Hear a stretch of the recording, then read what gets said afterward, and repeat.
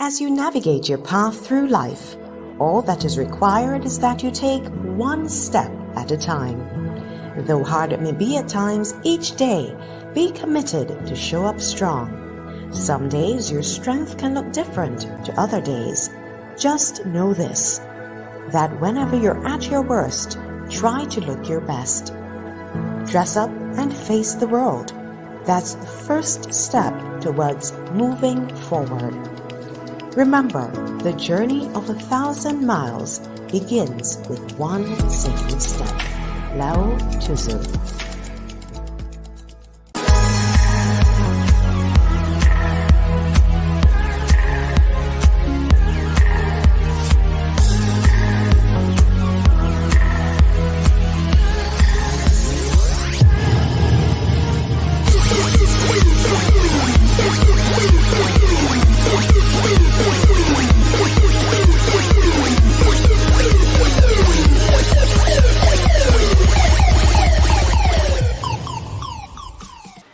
Having a diagnosis of any illness is difficult, and oftentimes we realize in those vulnerable moments who is in our corner. We understand what life really looks like and what it represents.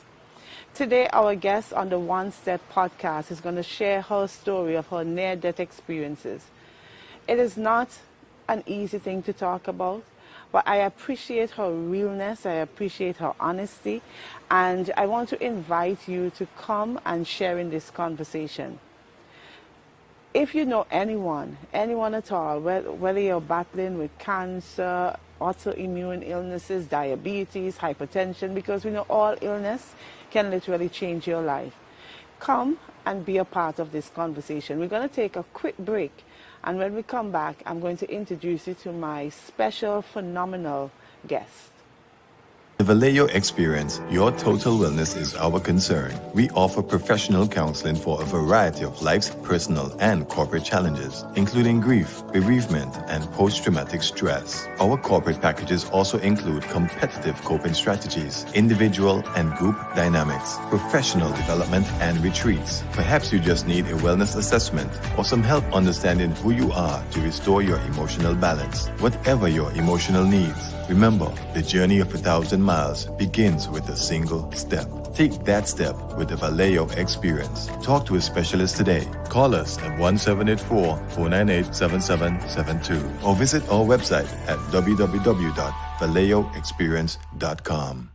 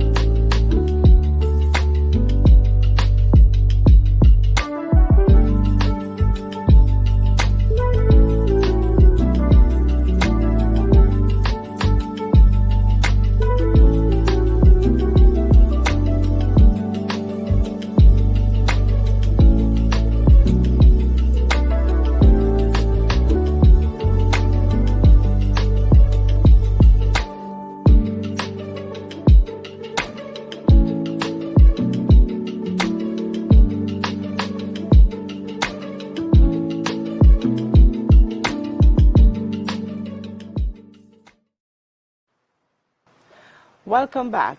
The One Step podcast, where we showcase the testimonies of persons who have really made up their minds to be resilient, to persevere through whatever challenges life may bring. And today, our special guest is Miss Tamika Foyle. Hi, Tammy. Hi. How are you? Well, I am good. How are you? The Lord's been good. Indeed. One of the things that I love about you, Tammy, is that you always have a very positive outlook, regardless of the situation. And there is always this radiant smile that captivates and can make anyone feel comfortable. And I am thankful that you are willing to share your story today. Yes. So, Tammy, tell us a little bit about yourself before we really get down into the crux of it all. Who is Tammy? Where are you from? What do you do? Tell me a bit about you. Okay, well, my name is Tamika Foyle, but most persons know me as Tammy. I work at the St. Vincent and the Grenadines Community College for the past 14 years. Oh, wow. 14 Yes. years. And where are you from in St. Vincent? I'm from Annisville, Castle Hill, born and bred, lived there my entire life. Born and bred. Okay, fine. Good, good.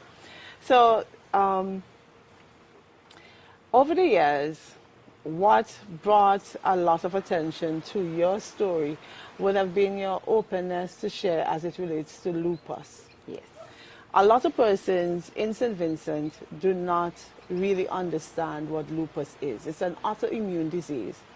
And I want you to just simply tell us a bit about what is lupus, how it has been affecting you, and then we go from there. Okay, well, as you said previously, lupus is an autoimmune disease. There are 3 types of lupus. There's lupus nephritis, I think it is. That is the one that affects your kidneys. Discoid lupus that affects your skin. And systematic lupus that affects basically your nervous system and everything else. The one I have is the systematic lupus. Well, I was diagnosed in 2015 at approximately 6 months pregnant. Oh, wow.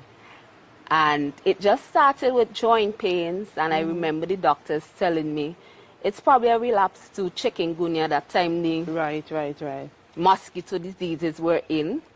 And then I remember they saying no is rheumatic fever. Okay. And then I remember Dr. Caesar Brown saying no, this looked like lupus. Now I have a half-sister that lives in the States with lupus. Herself and Tony Braxton was the only 2 people I knew with lupus. Right, yes. And then after that, I started to deteriorate quickly. I started forgetting who I was, who my family was, who my friends were. When persons would come to visit me, I didn't know who they were. Basically, I started to display psychotic behavior because the lupus started attacking my brain. Right. You had first-hand experience to witness yes. how it affected me in terms of my psyche. And then I remember they having to take Haley at about 28 weeks in order to save both our lives. Right. So that is how the lupus have affected me. Over the years, I have had to keep out the sun because I started developing seizures. And one of the major triggers for my seizures is being in the sun. Right. As well as not taking my medication. But I learned over the years, eat the medication, it will keep you alive. With the that medication, and prayer. If the doctor said to take it, take it. Because God gave man knowledge. And we're supposed to work along with God's plan. That is it. All That is right. it. There is a bravery that comes from you. I work in the healthcare system. I've been around various patients being diagnosed with many different types of illnesses. Some that persons might consider to be very serious or terminal. Others might just be, okay, lifestyle changes, diabetes, hypertension. And when they are given that report, it breaks everyone most times. How did you take that? How did you take that diagnosis in that moment? Okay. My friends will tell you I take nothing seriously. It's mind over matter. And whatever we feed our mind is the outcome that we're going to get. Yeah. I don't look at my glass as half empty. I look at it as half full. If this is who I am now, I have no choice other than to embrace this. Right. I remember when the spots started coming all over my face. Every time I was able to get up and go to the bathroom, I would say, girl is still pretty. And then I remember everything I ate came back up. So 6 months pregnant, I lost 56 pounds. Oh, wow. Because nothing was staying down. Everything came back up, and the joint pains were so severe sometimes I would urinate on myself because I couldn't gather the strength to get up and walk to the bathroom. Right. But that don't happen anymore. The Lord's been good. Of course. But I took it very open-mindedly because, like I said, I have a sister that lives with it. She was living with it for the 15 years at that point. And she also has systemic. systemic and the one that affected kidneys. Oh, Because she okay. recently had a kidney transplant. Oh, wow. Yeah. So I tend to monitor my kidneys very closely to avoid reaching that. Right. Yeah. So, do you think it's because you had prior exposure with your sister and you were knowledgeable of Toni Braxton and so on, that would have helped you to accept it a little bit easier? Well, yes, because I saw her live with it and she's lived a pretty normal life. There wasn't really much changes that she made Right. in terms of the way she lived. She wasn't restricted to do anything. Have there been any significant changes in your life since your diagnosis? I actually missed the sun. Okay. I understand. I that. actually missed the sun in terms of my diet and so on. I remember asking my doctor when I came out the hospital, I said, how am I supposed to eat? And he said to me, you could eat anything, but of course everything in moderation. And I was told to stay away from nightshade fruit, Okay. which is like tomato and some other fruits, but it was basically the ones that I would eat, I would look out for. So you wouldn't find me going off on tomatoes anymore. I wouldn't eat it every day. There are few occasions I might put it in a sandwich once in a while, but I tend to stay away from that and garlic. Because with the lupus affects your healthy tissues. Right. So whereas you can boost your immune system to be healthier, I can't do that because it would make me sick. Oh, okay. So garlic I don't eat Okay. because it makes me sick. I also can't take vitamin C and certain vitamins that boost your immune systems. I have to stay away from that. So then it becomes a bit more technical. You have to prep your food and stuff as opposed to being able to just simply go out and eat. Because persons typically would use garlic. I still would eat garlic, but once it's not too overwhelming and overpowering, because you know sometimes you actually smell the garlic in food, you actually take it, I wouldn't have it then because it definitely makes me sick. So I remember you having a near-death experience. Yes. And we're going to take a quick break and then we're going to dive into that a little bit more. Okay. Attention all business owners. Are you tired of ineffective marketing strategies? Look no further. CG Productions is here to revolutionize your marketing game. We offer quality flyers, promotional videos, audio production, and other marketing materials that will set you apart from the competition. Say goodbye to mediocre marketing and hello to stunning, professional materials that will capture your audience's attention. Visit us online today at CG Productions to see what we can do for your business. Quality marketing materials, guaranteed. CG Productions, your marketing solution.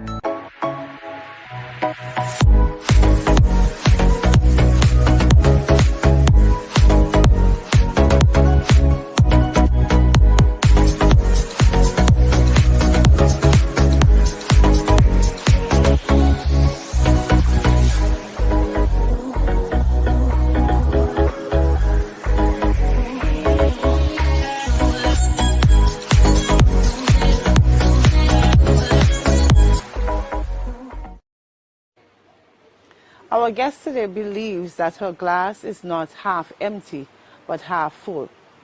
She has the perspective that whatever is thrown at you, that you can utilize it and turn it into something good.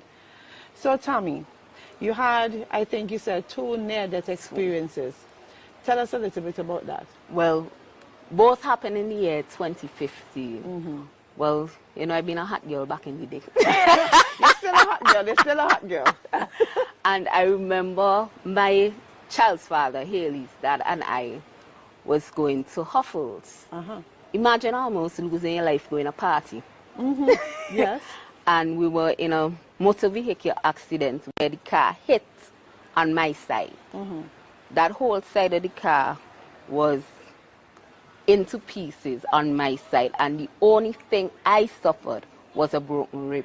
One broken rib.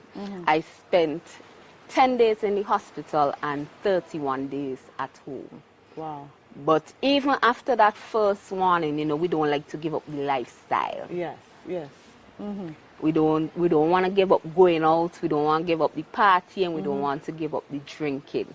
But that was 1 in 1. 1 in 1. Okay. Tell me, what was 1 in 2? Well, 1 and 2, I became pregnant with Haley in 2015, April. And around that time, I was finishing up my associate degree. And I was applying to university to go on to my bachelor's. However, the bachelor's I wanted to go into, maybe that wasn't the plan that God had for me. Right.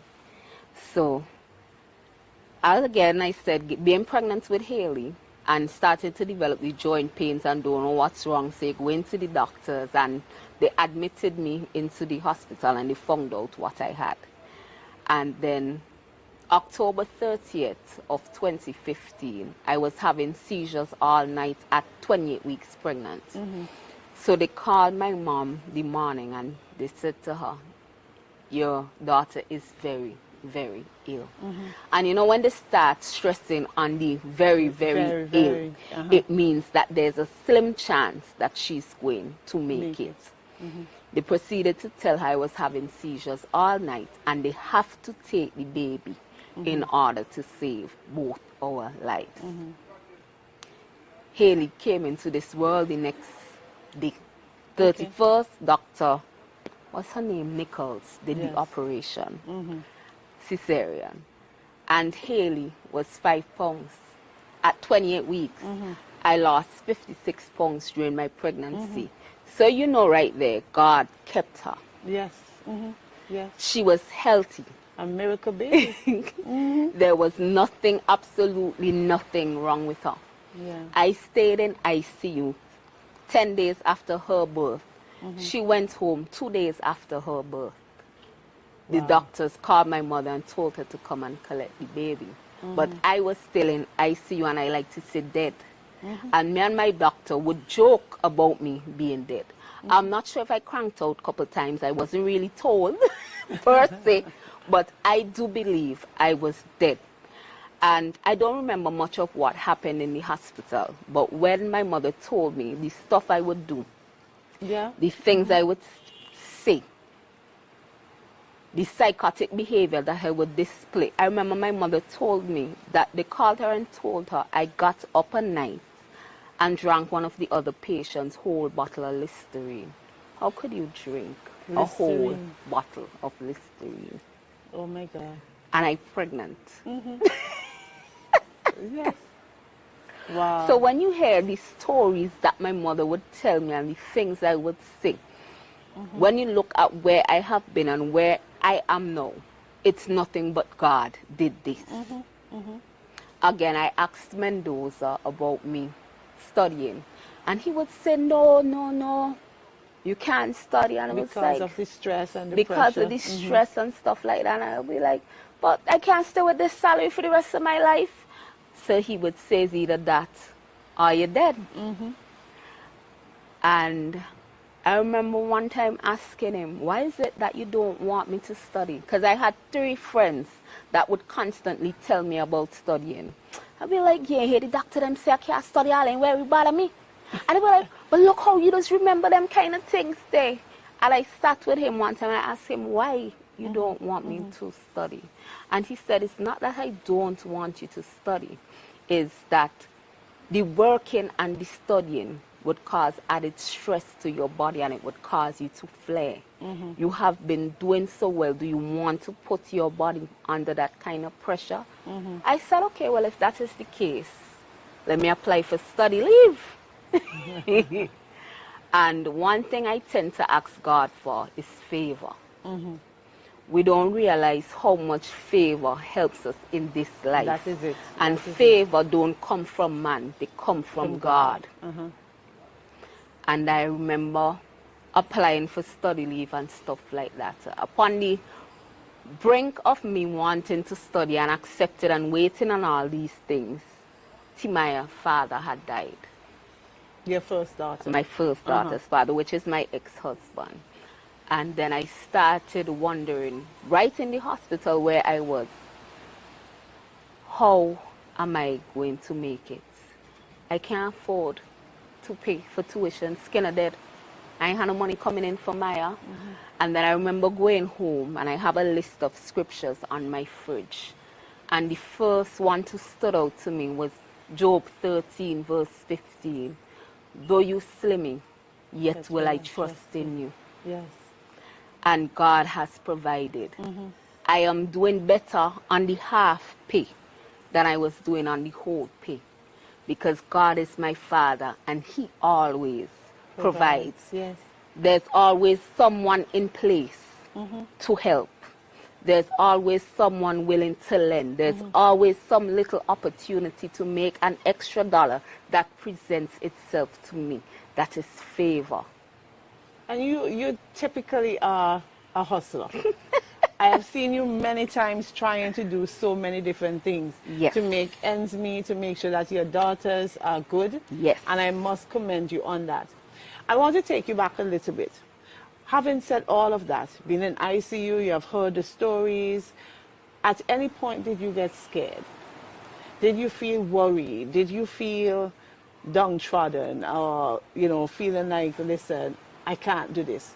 When you looked at yourself and all of the physical changes that you would have seen, I know from the human aspect of who we are, it may have taken a toll. How did you deal with that? It never bothered me until someone else pointed it out. You know, sometimes we look at ourselves in the mirror, we don't see our physical changes because we're just seeing the person that we know. But it's only when somebody points it out to you, care watch how your face fat, how you gained so much weight, you're eating all the food. Then it would be like, yo, I gained 100 pounds in 1 year. Look at how my face is fat. But again, it never... And this is because of the steroids.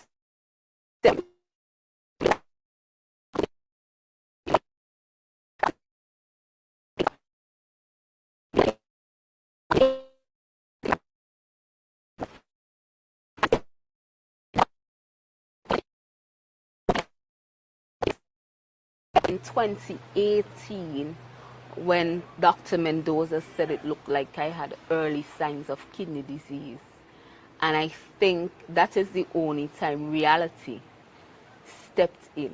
And what happened there? Well, it just had some protein in my urine. Nothing to be really scared about it, but you know, that is the first step. Right. And this Sunday I went to church. I continued to go to church over the years. I went to church, and I remember one of the sisters in church coming up to me, and she started to tell me that she had cancer, and she beat cancer, and she had some scriptures that she would like to bring for me. The following Sunday I didn't go to church, but my mother brought them home for me, and I started to read them.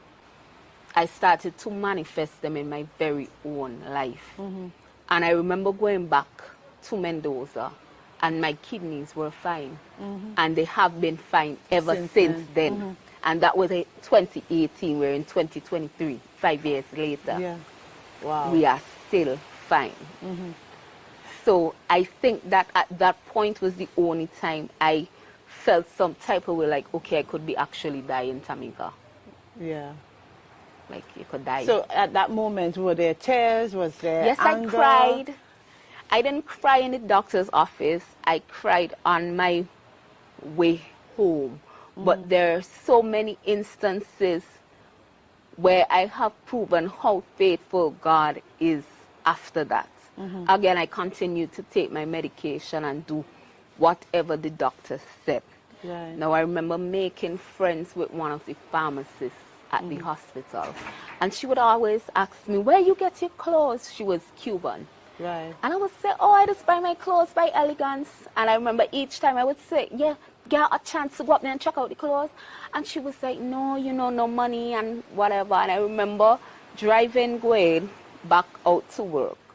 I was still in traffic and my mind tell me, Tamika, buy 2 tops for the pharmacist. I was like, nah, I was throwing some gas, me, I'm not top gishy. But then it kept persisting in my mind to go and do it.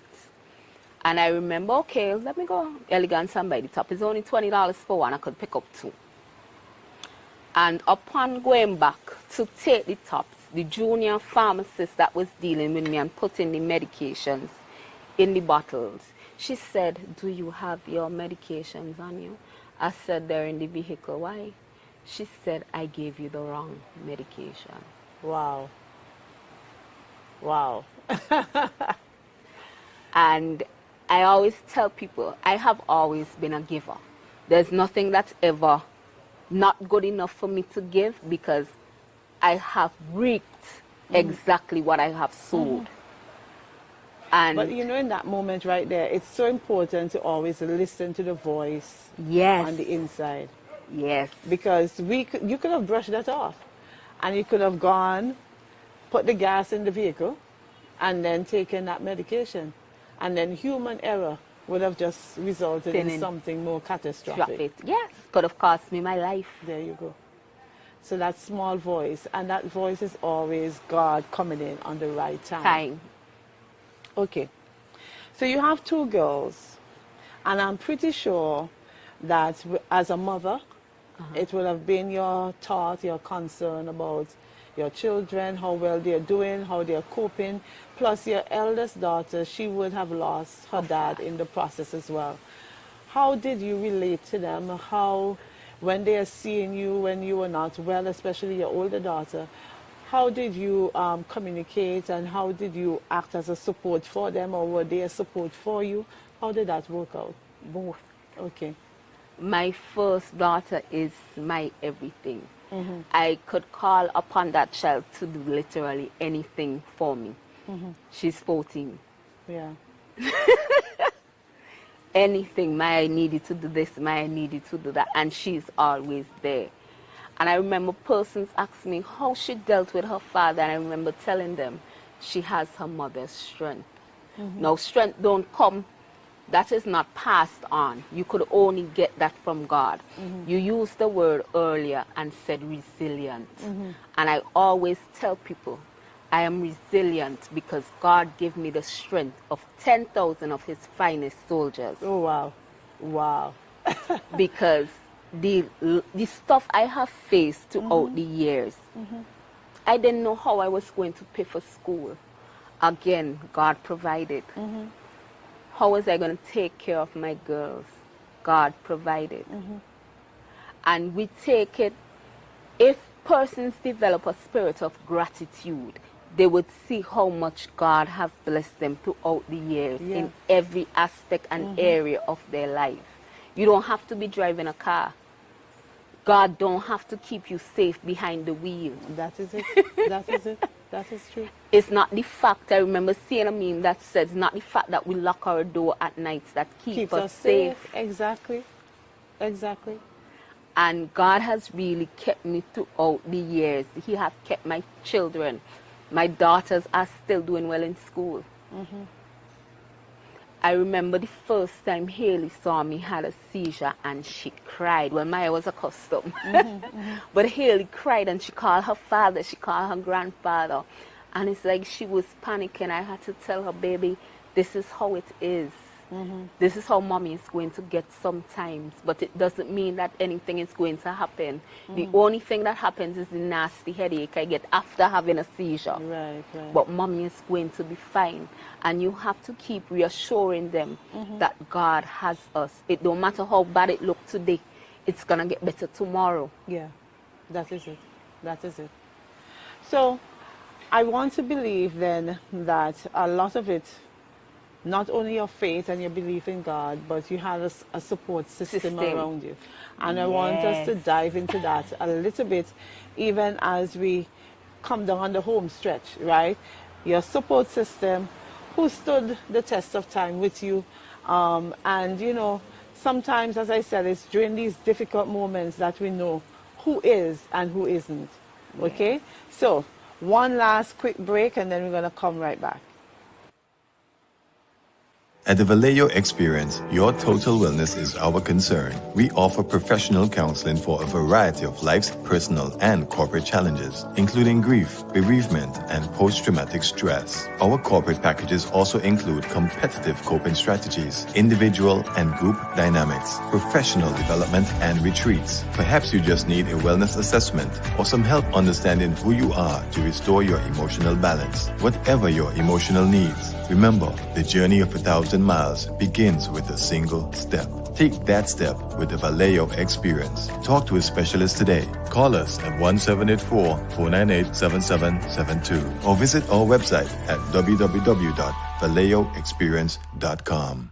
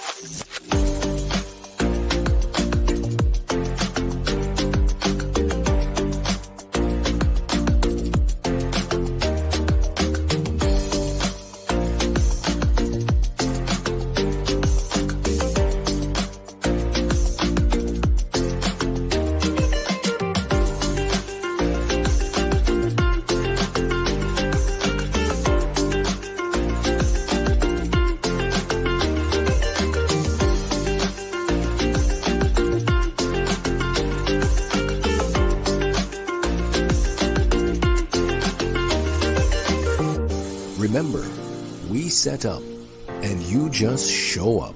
Make your next picnic a luxury picnic.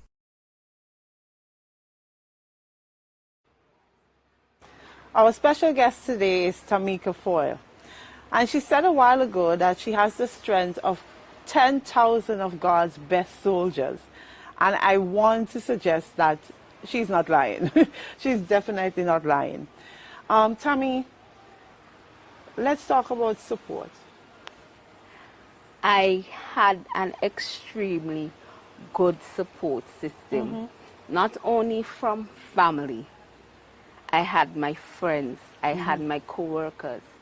I remember my hospital bill being $3,000 and something, and the staff and administration of the SBGCC paid for my hospital bill. I even had extra money left over. Now my mom is a prayer warrior. Oh yes. My mom has always been a Christian for my entire life. Never mind I stray. But persons would have come to the hospital and prayed for me. But I only remember 4 people praying for me, and it was 2 at a time. My former co-worker, Samantha Diamond, she used to be on Woman. Yes. And my neighbor, Beulah Charles, may her soul rest in peace. And my mom and Ophelia Foyle Little, which is my cousin. And those are the only 4 people I remember praying for me. Not saying more persons didn't come to pray, but maybe they prayed with an extra something that made me remember. It just felt like if when they finished praying for me, whatever it was lifted off of me. And to this day, I still have those friends. And to the ladies, the boyfriends just come and go. Especially when they can't stand the heat in the kitchen, they tend to disappear. But it made me realize that if it's not God have that for you, it's not going to last. Right. So it's best to give it up and live and let love. That is it. But my support system have been still strong over the years. If you're praying, continue to pray. If you have prayed, thank you so much, because your prayers have me here today. But it also speaks about the type of person you are. Because sometimes when persons are saying, you know what, I don't have the support, I don't have people around me, sometimes you have to look at yourself as well. It's a lot of self-introspect. I have always been a friendly person. Anything my co-workers would ask me to do, my friends, I'm always willing and ready to jump. Not saying that you have to be willing and ready to jump at everything, but you can continue to say no. Right. Because what we want for ourselves is exactly what we need to give out, is what we get back. So if you ain't happy and you ain't friendly, you're not going to have happy and friendly people around you. I think there's a scripture that says that as well, that to whom, if you desire friendship, you need to prove yourself to be friendly. Yes. And I always say, God didn't bring me back to remain the same. you have to make changes. There's a reason he brings us back.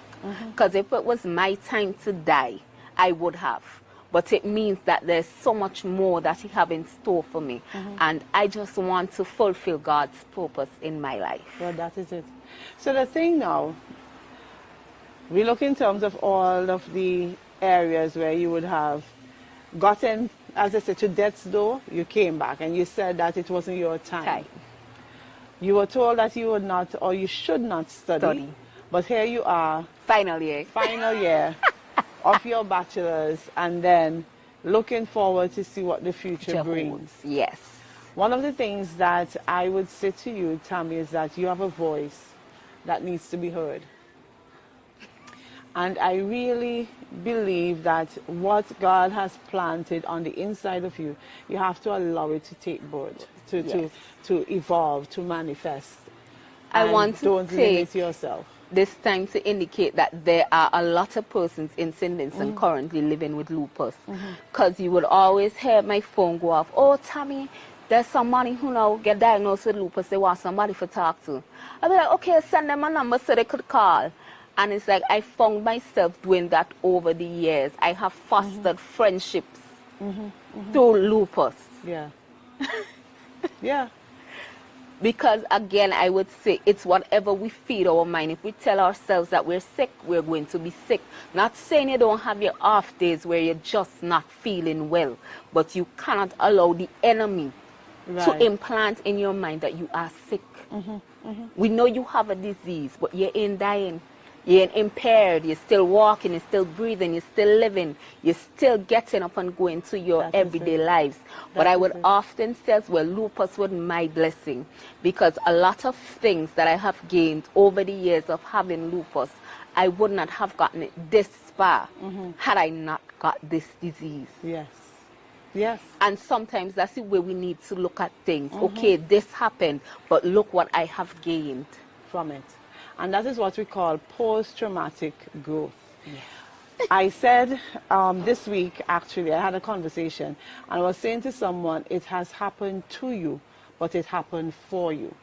Meaning that if you stay in the space of thinking that you're a victim and everything is going wrong, you will never grow, you will never evolve. But until you open your mind to the possibility that God allowed this for a reason, there's a reason in everything. Yes, there is. And out of your situation, having lupus, it's not just for you, it's not about you, but you are now a conduit. You are now in a position where you can touch the lives of so many. And that's why persons are reaching out to you, you know? And it's not always easy being the strong one. It's not always easy being the one who has to be the positive energy. But you still do it on a day-to-day basis. And one of the things you pointed out, gratitude.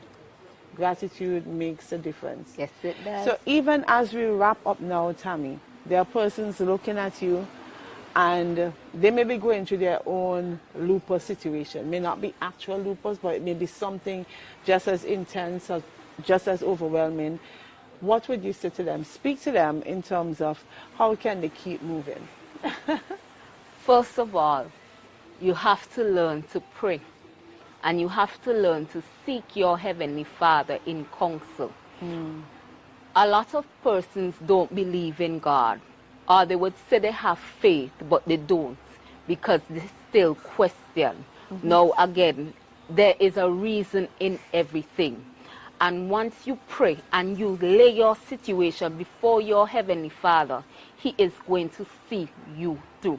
It sounds easy, but trust me, it's not, because it takes a lot of patience. It takes a lot of time. But eventually, you would get to that point where I am at now. There had times I couldn't move off the bed to pee. I had to lie there in my own filth because there was so much pain. But we're walking around happy and healthy now. The lupus is still there, but we haven't had a relapse since 2016. I can't tell. Well, I actually don't even get joint pain, which is one of the symptoms of lupus. Yeah. And I've been living a healthy, happy life. It's mind over matter. Remember, it's positive thoughts only. Like I said earlier, don't look at it as half empty. look at it as half full. If you top up a little more, it gets fuller and fuller by the day. Look at it like that, and then you would see your head way better. That is my advice. It's what have gotten me this far. Very good. Thank you so much. And as you said, even as you top up and your cup is being filled, what overflows is for the other person, because you have to keep pouring into yourself. You have to make sure that you are your first priority, and every day you show up for yourself. Every day you make it count for whatever God has placed, meaning that He has allowed you life. So make sure that you are not just simply existing, but you are living. And that's it, guys. The One Step Podcast for yet another episode. We are thankful that you would have been able to join us. And I want to shout out again the Sunset Shores Beach Hotel for the beautiful ambience. And again, just tune in. We will be back with one more episode for this year. All right. Much love. Take care. Bye-bye.